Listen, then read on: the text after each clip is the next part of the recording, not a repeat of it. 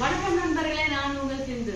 இதனால் இனிய நாளாகாமே நல்வாழ்த்துக்கள். வாங்க இன்னைக்கு நம்ம என்ன ரெசிபி செய்யறோம்னு பார்க்கலாம். இந்த சின்ன சைத்தானுக்காக சேப்பங்கிழங்கு வறுத்துட்டு இருக்கேன்.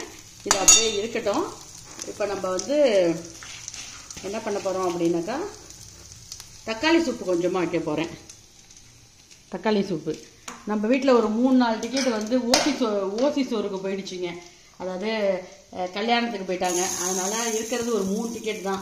அந்த 3 டிக்கெட்டுக்காக சமைக்கிறேன். எடுத்துக்கிட்டேன், கொஞ்சமாக தண்ணி ஊற்றிக்கிறேன். இதில் நான் என்னென்னலாம் சேர்க்க போகிறேன் அப்படின்னாக்கா வெங்காய பொடியாக நறுக்கி வச்சுருக்கேன். அந்த பொடி வெங்காயத்தை சேர்த்துக்கிறேன். தக்காளி நல்லா பழமாக எடுத்துக்கலாம், நல்லா பொடிசாக கட் பண்ணிக்கலாம்.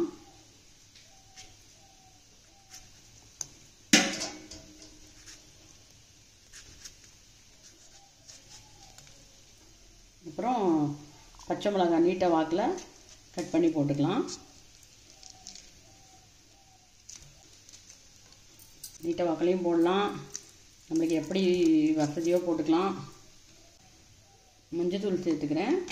5-6 பல்லு பூண்டு இருக்குல்ல, பூண்டு எடுத்து வச்சுருக்கேன்.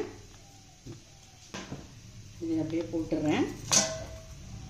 இது வந்து எங்கள் சைடு மெத்தடுங்க தக்காளி சூப்பு. தக்காளி வேணும்னா இன்னும் நிறையா சேர்த்துக்கலாம். கொஞ்சமாக பருப்பு வேகிறதுக்காக வேண்டி எண்ணெய் விட்டுக்கிறேன். அவ்வளோதான். இதை வந்து மூடி போட்டுடலாம்.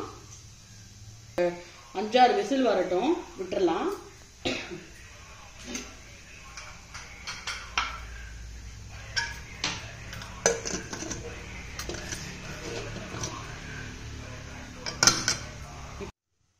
தக்காளி சூப்பு இது ஆயிடுச்சு. இதை நல்லா கடைஞ்சி விட்டுடலாம். கொஞ்சமாக தேங்காயும் சோம்பும் அரைச்சி ஊற்றுவேன். இதை இப்போ அடுப்பில் வச்சுட்டு வரலாம் வாங்க.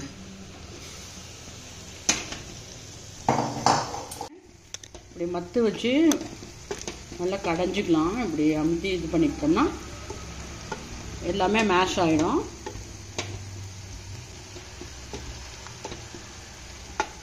இந்த மழை காலத்துக்கு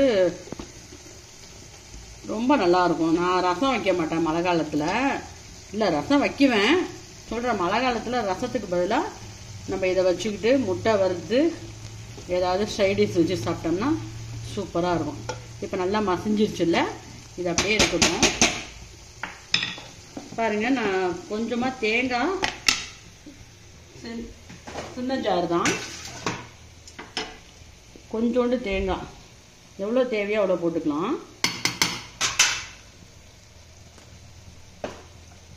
கொஞ்சம் பெருஞ்சீரகம், சோம்பு அரைச்சி அதில் ஊற்றிடலாம். நம்ம கொஞ்சமாக உப்பு சேர்த்துக்கலாம். தேங்காய் சோம்பு இதை அரைச்சி கொண்டு வந்துட்டேன். இதை நம்ம ஊற்றிடலாம். இதை அரைச்சி கழுவி இதை ஊற்றலாம். போதும், அவ்வளோதாங்க.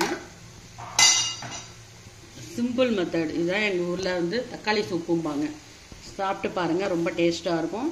இது வந்து மேலே வந்து சில பேர் என்ன பண்ணுவாங்க, லெமன் லைட்டாக கொதித்து இறங்குறப்ப ஒரே ஒரு ட்ராப் லெமன் பிழிஞ்சு விடுவாங்க. நான் லெமன்லாம் பிழிஞ்சு விட மாட்டேன். அது டேஸ்ட்டுக்காக பண்ணுவாங்க. நான் அப்படியே விட்டுருவேன். இல்லை, ஆயிடுச்சு. அடுப்பு ஆஃப் பண்ணிட்டேன். கருவேப்பிலை போட்டுக்கிறேன். மல்லித்தலை இல்லை எங்கிட்ட. மல்லித்தலை மேலே போட்டோம்னா ரொம்ப டேஸ்ட்டாக இருக்கும். இதை அப்படியே வேறு பாத்திரத்தில் ட்ரான்ஸ்ஃபர் பண்ணிடலாம். நல்லா இருக்குங்க தக்காளி சூப்பு.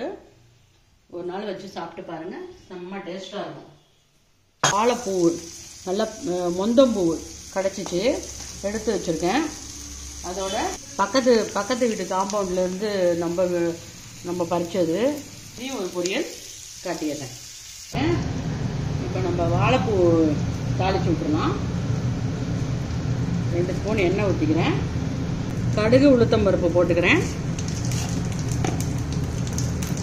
கடலைப்பருப்பு கொஞ்சம் நிறையாவே போடலாம், தாராளமாக நல்லாயிருக்கும்.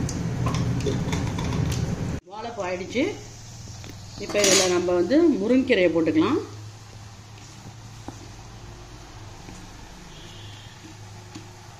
மாற்றான் தோட்டத்து மல்லிகைப்பூ மணக்கும் அப்படிம்பாங்கல்ல, அதே மாதிரி தான் அது வீட்டு முருங்கைக்கீரையும் பயங்கர டேஸ்ட்டாக இருக்கும்.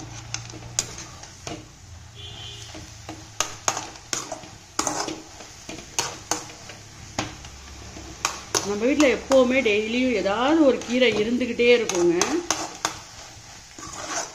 மஸ்ட்டு வந்து கீரையும் கருணக்கிழங்கும் கண்டிப்பாக நம்ம வீட்டில் இருந்துக்கிட்டே இருக்கும்.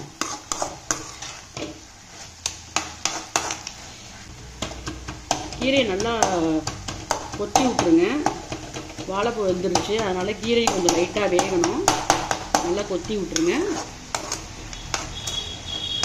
இந்த ரெண்டையும் நல்லா கலந்து விட்டுட்டோம்னா அது படக்க வெந்துட்டு இருக்கட்டும். இது அப்படியே சிம்மில் வச்சிடலாம். வச்சுட்டு நம்ம அடுத்த வேலையை பார்க்கலாம் வாங்க. ஒரு கைப்பிடி தேங்காய் போட்டுக்கிறேன். நான் எப்போவுமே சொல்லியிருக்கேன், தேங்காய் போட்டுட்டு அடுப்பை ஆஃப் பண்ணிடுங்கன்ட்டு.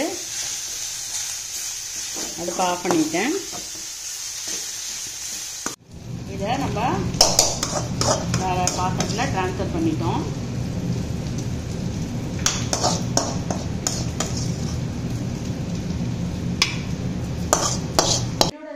ரெசிபி உங்களுக்கு ரொம்ப பிடிச்சிருந்துச்சுன்னா லைக் பண்ணுங்க, கமெண்ட் பண்ணுங்க, ஷேர் பண்ணுங்க, அப்புறம் மறக்காம சப்ஸ்கிரைப் பண்ணுங்க. நன்றி, வணக்கம்.